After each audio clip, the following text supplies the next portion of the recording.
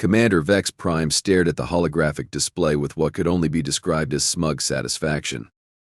His 4 eyes gleamed with anticipation as he counted the small forms huddled in the detention cells.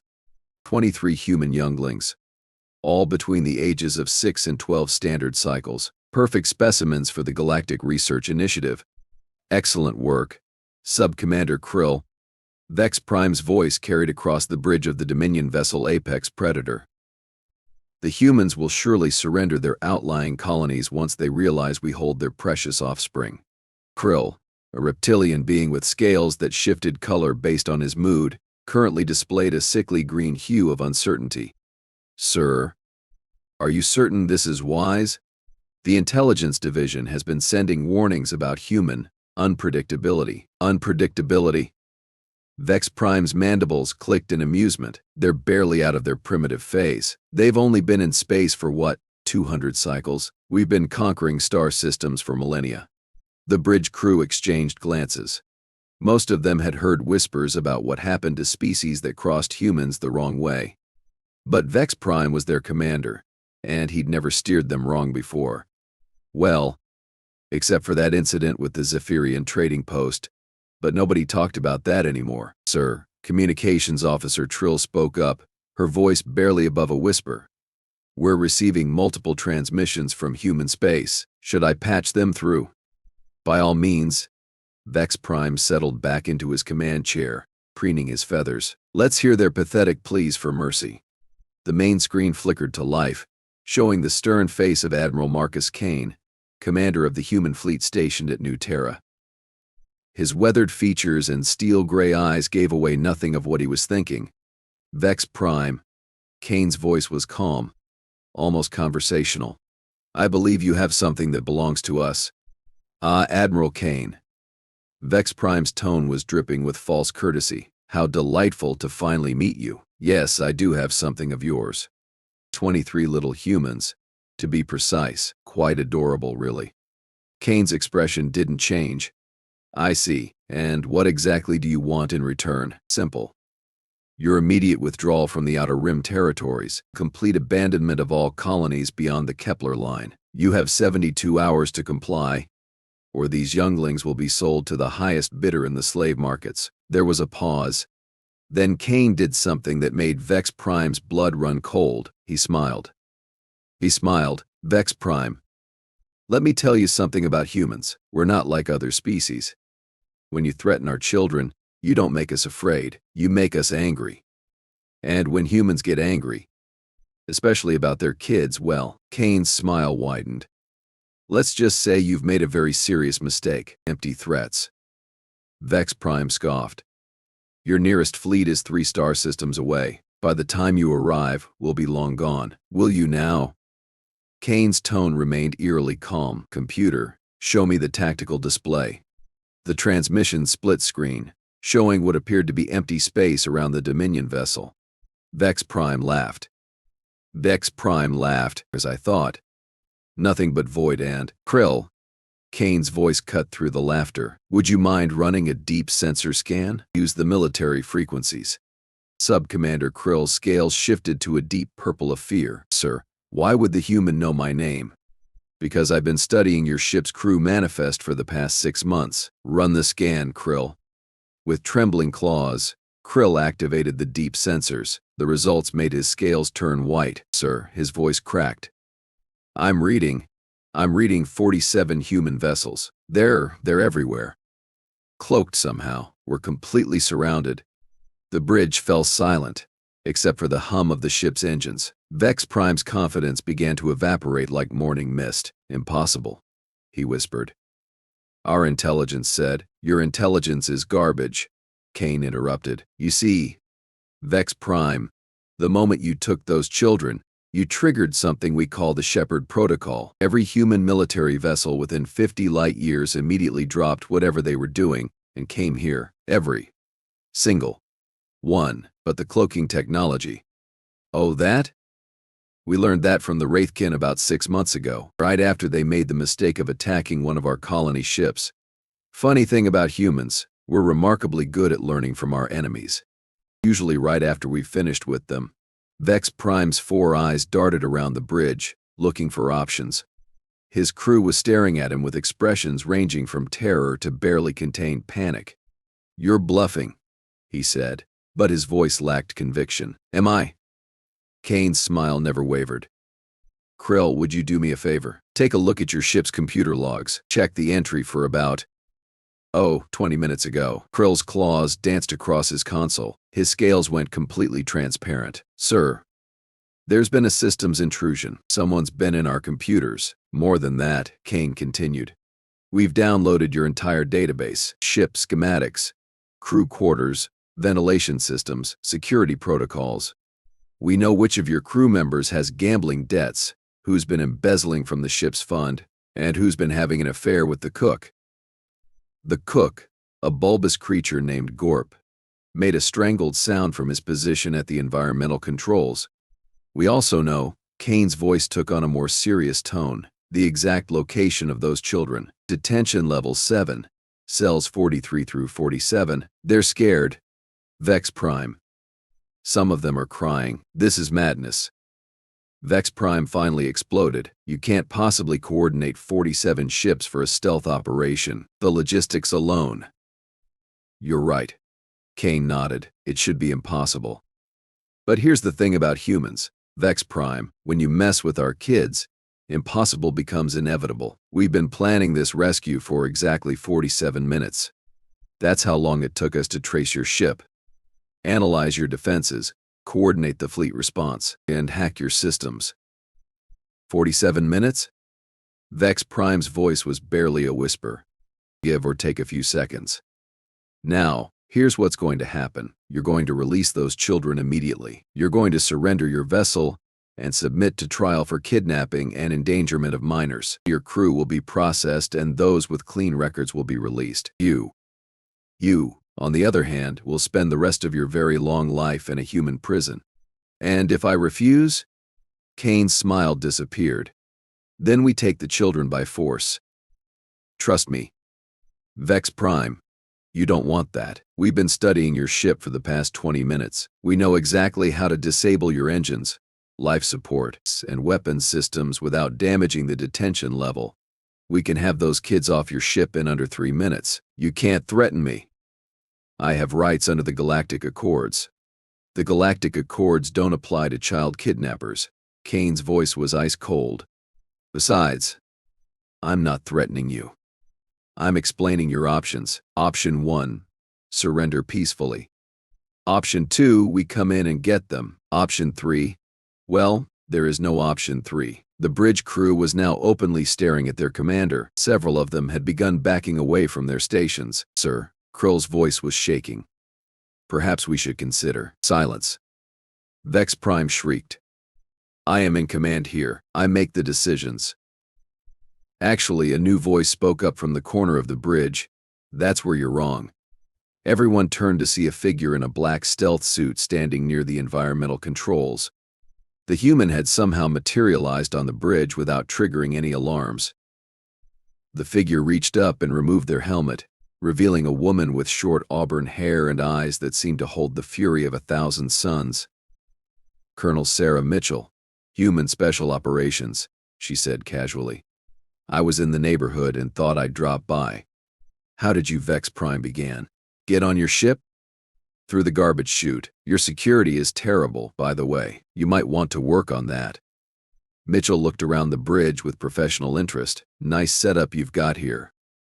Shame about what's going to happen to it." "What are you talking about?" Vex-Prime demanded. "Well, you see, while Admiral Kane was having his little chat with you, my team and I have been conducting what we call a rapid intervention. Those children are already off your ship and safe aboard the rescue vessel homeward bound. They're drinking hot chocolate and calling their parents." The blood drained from Vex-Prime's face. "Impossible. The detention level is sealed." "Was sealed," Mitchell corrected. "Past tense. We're really quite good at unsealing things. Part of our charm." "You're lying." Mitchell pulled out a small device and activated it. The bridge speakers crackled to life with the sound of children's voices, laughing and chattering excitedly. "Tommy, are you okay?" came a young girl's voice. "Yeah, Emma." The soldiers gave us ice cream, and they said we're going home. My mom's gonna be so worried. But the nice lady said she already called her. Vex-Prime's mandibles clicked rapidly, a sign of extreme distress. This is impossible. My sensors show no breach in the detention level. That's because your sensors are seeing what we want them to see, Mitchell explained patiently. We've been feeding false data to your computer systems for the past 30 minutes. Reality. And what your instruments are telling you diverged quite some time ago. Sir, Kryll's voice was barely audible. The children's biosignatures are gone from the detention level. What? Vex-Prime spun around to face his subordinate. They're just gone, sir. All of them, like they were never there. Mitchell smiled. And that, gentlemen, is how you conduct a rescue operation. No fuss, no muss, no unnecessary violence. The children are safe. And now we can discuss your future. My future? Vex-Prime's voice cracked. Oh yes. See, there's something you need to understand about humans. We take children very seriously. Our children, other people's children, doesn't matter. Kids are off limits. Always. And when someone breaks that rule, Mitchell's smile turned predatory. Well, let's just say the consequences tend to be severe. You can't do this. I have diplomatic immunity from kidnapping children? I don't think so. Mitchell activated her comm device. Admiral Kane, this is Colonel Mitchell. Package is secure. All 23 younglings are safe and accounted for. Excellent work, Colonel. What's the status of the target vessel? Crew is cooperating. The commander is having some difficulty accepting his new reality. Understandable. It's probably his first time dealing with humans who actually care about something. Vex-Prime's 4 eyes bulged. This is outrageous. I demand to speak to your superior. I am his superior. Kane's voice came through the comm. And you're about to learn something very important about human justice. We don't negotiate with people who threaten children. We don't ransom with people who kidnap children. We don't show mercy to people who terrorize children. Then what do? Vex-Prime asked, though he was beginning to suspect he didn't want to know the answer. We make examples of them. The bridge fell silent again. Even the ship's engines seemed to quiet to a whisper. Kryll, Mitchell addressed the sub-commander directly. You seem like a reasonable being. How long has your commander been making questionable decisions? Kryll's scales shifted to a nervous yellow. Well, there was the incident with the Zephyrian trading post. Kryll. Vex-Prime shrieked. Don't you dare. And the unauthorized raid on the Centauri medical convoy. Kryll continued, his scales now showing a defiant orange, and the time he decided to tax the refugee ships from the Andromeda conflict. Interesting, Mitchell nodded. Sounds like a pattern of behavior. Admiral Kane, are you getting this? Every word, Colonel. Kryll, this is Admiral Kane. Are you saying your commander has a history of targeting non-combatants? Yes, sir. He calls it soft target acquisition, says it's more efficient than fighting actual military vessels. I see. And how does the crew feel about these tactics? Honestly, sir, most of us are sick of it. We joined the Dominion Navy to protect our people, not to terrorize children and refugees. Vex-Prime's head swiveled toward his subordinate. Kryll, you traitorous slime. I'll have you court-martialed. With respect, sir. Krill's scales turned a determined blue. I don't think you're in a position to court-martial anyone. Mitchell nodded approvingly. Smart being, Admiral Kane. I think we have ourselves a cooperative crew. Excellent.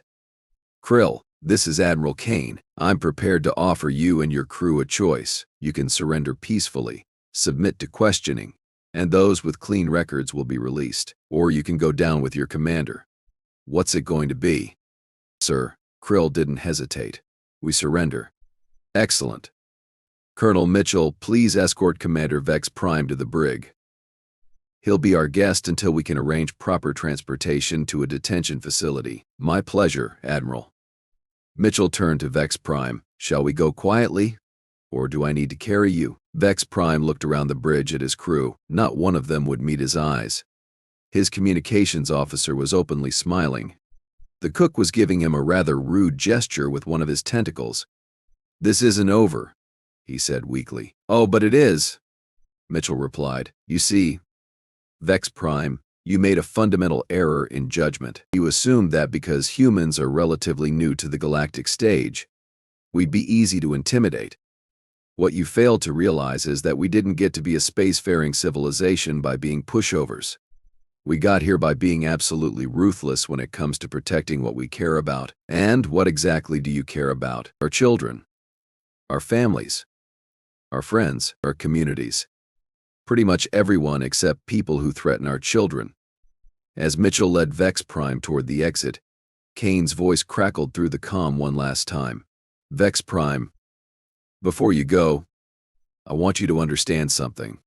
This operation tonight involved 47 ships, 312 personnel, and cost approximately 2 million credits. All of that for 23 children. Do you know what that tells you about humans? What? Vex-Prime's voice was barely a whisper. That we will spend any amount of money, deploy any number of ships, and risk any number of lives to protect our young. Remember that. And make sure you tell everyone you meet in prison. Maybe it'll save some other fool from making the same mistake you did. As the bridge doors closed behind them, Mitchell couldn't help but smile. It had been a good day's work. The children were safe, the crew was cooperating, and one very dangerous individual was about to learn what human justice looked like. You know, she said conversationally to Vex-Prime as they walked down the corridor. The funny thing about humans is that we're actually pretty reasonable. You could have asked us to negotiate. You could have challenged us to honorable combat. You could have done a dozen different things. But instead, you decided to take children hostage. So now you get to spend the rest of your life explaining to your cellmates why you're there. And trust me, even alien criminals don't like people who hurt kids. Vex-Prime said nothing, but his mandibles clicked rapidly as the full weight of his situation began to sink in. Behind them, the bridge crew was already beginning to cooperate with the human boarding teams. Within hours, the Apex Predator would be in human custody, its crew processed, and its commander facing a very long list of charges. And somewhere in the depths of space, 23 human children were finally heading home, safe and sound, with quite a story to tell their families. It had been, all things considered, a very good day to be human. 3 weeks later, the Galactic Council chambers buzzed with tension. Representatives from dozens of species sat in their designated sections, all eyes focused on the central podium, where Ambassador Elena Vasquez stood with a data pad in her hands. On her delegates, her voice carried clearly through the vast chamber. We are here today to discuss the recent incident involving the Dominion vessel Apex Predator and its illegal abduction of human civilians. High Counselor Zephyros, a towering crystalline being from the Andromeda sector, leaned forward. Ambassador Vasquez, while we sympathize with your situation, some members of this council are concerned about the excessive nature of your response. Excessive? Vasquez raised an eyebrow. Please elaborate. High Counselor, 47 warships to rescue 23 children seems somewhat disproportionate. A ripple of murmurs ran through the chamber. Several delegates nodded in agreement. The Dominion representative, a pompous creature named Lord Vorthak, stood up. The Dominion formally protests this aggressive action. Commander Vex-Prime was conducting a legitimate military operation under the laws of war. The chamber fell silent. Then, slowly, Ambassador Vasquez smiled. It was not a pleasant expression. Lord Vorthak, did you just refer to kidnapping children as a legitimate military operation? The subjects were enemy combatants by association. They were 6 years old. Age is irrelevant when. The youngest was named Lucy Chen. She's in first grade. Her biggest worry before your people took her was whether her pet hamster would remember her while she was at summer camp. Vasquez's voice remained calm, but something dangerous flickered in her eyes. Would you like to explain to this council how a 6-year-old girl constitutes an enemy combatant? Lord Vorthak's 3 mouths opened and closed soundlessly. Around the chamber, delegates began shifting uncomfortably. Furthermore, Vasquez continued, I find it interesting that you're concerned about our response being excessive when you haven't once expressed any concern for the welfare of the children who were taken. High Counselor Zephyros chimed in, his voice resonating like struck glass. "Ambassador, surely you understand that in warfare, there are acceptable casualties." "Stop." Vasquez's voice cut through the chamber like a blade. "Stop right there. Did you just refer to kidnapped children as acceptable casualties?" "I merely meant..." No, you meant exactly what you said, and that, honored delegates, is precisely why we responded the way we did." Vasquez activated her datapad, and the chamber's holo display came to life. "Let me show you something." The display showed the interior of the apex predator's detention level. 23 small figures huddled in cramped cells, some crying, others trying to comfort the younger ones. "This is what your acceptable casualties looked like," Vasquez said. These children had been told they were going to be sold as slaves if their families didn't surrender entire star systems. Tommy Martinez, age 8, asked his captors if he could call his mom to say goodbye. Sarah Kim, age 7, gave her ration bar to a younger child because she thought the little ones needed it more. The chamber was dead silent now. Even Lord Vortak had stopped his protests. So when High Counselor Zephyros asks if 47 ships was excessive, let me ask you this: how many ships would you deploy to save your own children? That's different, Zephyros replied weakly. Those were our offspring, and these were ours. Vasquez's voice was steel. Every single child on that ship was someone's baby, someone's little one, someone's precious treasure, and you're sitting here debating whether we used too many resources to get them back safely. Captain Rex Donovan, military attached to the human delegation, stood up. "If I may, Ambassador?" "Of course, Captain." "I'd like to address Lord Vortak's concerns about our aggressive action." Donovan's scarred face was impassive. "The Dominion seems to think that taking children hostage is acceptable warfare. So let me explain something about human warfare." The chamber's attention shifted to the battle-hardened soldier. "We have rules. Very strict rules. We don't target civilians. We don't torture prisoners. We don't use biological weapons. We don't attack medical facilities. And we absolutely, positively, never harm children." Donovan's voice grew harder with each word. "But when someone else breaks those rules, especially when they threaten our kids, all bets are off. You cannot simply ignore galactic law," Lord Vortak began. "Galactic law?" Donovan laughed, but there was no humor in it. "You mean the same galactic law that's supposed to protect non-combatants? The same law that prohibits slavery? The same law that makes kidnapping a capital offense?" The commander was acting within his authority. "The commander was a child-stealing piece of garbage," Donovan said bluntly, "and now he's learning what happens when you mess with human children." "Where is Commander Vex-Prime now?" asked Counselor Thys, a snake-like being from the Outer Rim. "Gulag Station 7, Vasquez replied. "Maximum security. He's been sentenced to 400 years of hard labor." 400 years? Zephyros's voice cracked. "That seems excessive for kidnapping 23 children with intent to sell them into slavery." Vasquez's tone was incredulous. "You know what seems excessive to me? The fact that we're having this conversation at all. You should be thanking us for handling this quietly." "Quietly?" Lord Vortak squawked. "You call 47 ships quiet, compared to what we wanted to do?" "Yes." Captain Donovan's smile was terrifying. The Joint Chiefs' first proposal involved glassing every Dominion military installation in 3 sectors. I talked them down to a surgical strike. The chamber erupted in shocked whispers. Several delegates looked physically ill. "You can't be serious," Zephyros whispered. "Dead serious," Donovan replied. When Admiral Kane called the emergency session, the first question wasn't how do we get them back, it was how many Dominion worlds do we turn into parking lots. We settled on a rescue mission because we're civilized, but make no mistake, if even one of those children had been harmed, he let the threat hang in the air. "This is madness," Lord Vortak protested. "You're talking about genocide over 23 individuals." "No," Vasquez said quietly. "We're talking about protecting our young, and if that seems like madness to you, then you fundamentally misunderstand what humanity is. Enlighten us," Zephyros challenged. "Gladly." Vasquez smiled. Humans are pack animals, counselor. We form families, communities, tribes, and the most sacred rule of any pack is that you protect the young, all of them. Not just your own, but all the young in the pack. But these children weren't even related to most of your military personnel. This is observed. Exactly my point. Vasquez nodded. They didn't have to be. They were human children. And that was enough. Every single person in that rescue fleet would have died before letting those kids come to harm. That's irrational. Lord Vorthak stammered. No, that's human. Captain Donovan stood up, and that's why we're going to win. Win what?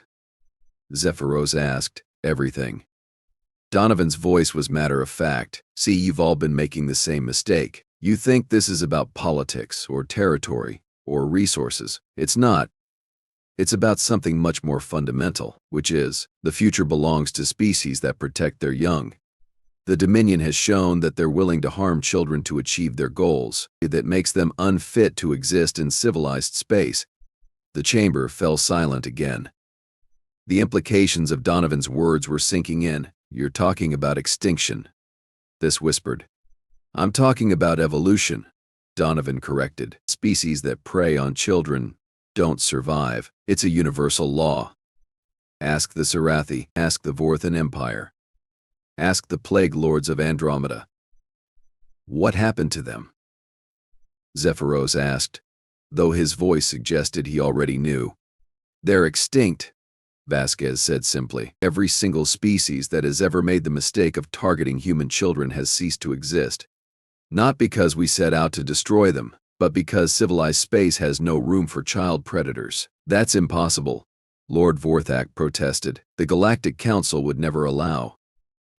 The Galactic Council doesn't get a vote, Donovan interrupted. When someone threatens our children, we don't ask permission. We don't file paperwork.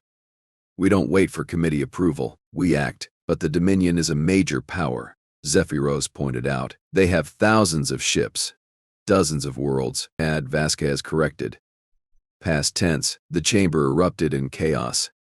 Delegates shouted questions, accusations, and protests. Through it all, Vasquez and Donovan remained calm. Order.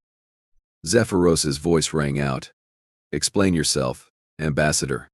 While we've been talking, Vasquez said, the human fleet has been negotiating with Dominion leadership. Sub-Commander Kryll, who cooperated with our rescue operation, is now the acting head of the Dominion military. He's agreed to a complete restructuring of their government. On what authority? Lord Vorthak demanded. On the authority of 47 human battleships parked in orbit around the Dominion homeworld, Donovan replied. Kryll is a smart individual. He realized that cooperation was preferable to extinction. This is outrageous. Lord Vorthak's voice cracked. You can't just overthrow governments. We didn't overthrow anything, Vasquez said. We simply made it clear that governments which sponsor child trafficking are incompatible with human existence. Kryll chose to reform rather than resist. And if he had chosen to resist? This asked. Then there would be a new asteroid belt where the Dominion homeworld used to be, Donovan said matter-of-factly. Fortunately, Kryll is smarter than his predecessor. You're talking about mass murder, Zephyros accused. No, we're talking about pest control, Vasquez replied. There's a difference. There's a difference. How can you be so casual about this? Lord Vorthak was practically screaming now. Because it's not casual, Donovan said. It's the most serious thing in the universe. Those children represent the future of our species. Anyone who threatens that future is threatening existence itself. But surely there must be some middle ground, Zephyros pleaded. Some way to resolve this without violence. There was, Vasquez nodded. Don't kidnap our children. It was really that simple. But now that line has been crossed, Donovan added. Everyone gets to learn what the consequences look like. What do you mean? This asked nervously. I mean that every species in this chamber is now on notice, Donovan said. Human children are off limits. Completely, totally, absolutely off limits. Anyone who even thinks about harming a human child will discover why we became the dominant species on our homeworld. This is tyranny, Lord Vorthak protested weakly. No, this is parenthood, Vasquez replied. And if you think we're bad now, wait until you see what happens when our kids grow up and have kids of their own." The chamber fell silent as the implications sank in. Humanity wasn't just protecting their current generation of children. They were establishing a precedent that would last for millennia. "So what happens now?" Zephyros asked. "Now, everyone goes home and explains to their governments why messing with human children is a really bad idea," Donovan said. "The Dominion is being restructured under human supervision. Commander Vex-Prime is spending the rest of his life in prison, and 23 human children are safe with their families. And if someone else makes the same mistake," This asked, "then they'll learn the same lesson," Vasquez said, hopefully faster than the Dominion did. As the delegates filed out of the chamber, Lord Vorthak made one last desperate attempt. "This isn't over. The Dominion will not stand for this humiliation. The Dominion will stand for whatever Sub-Commander Kryll tells them to stand for," Donovan replied. "And Kryll is a smart enough individual to know that cooperation is better than extinction. You can't keep threatening everyone."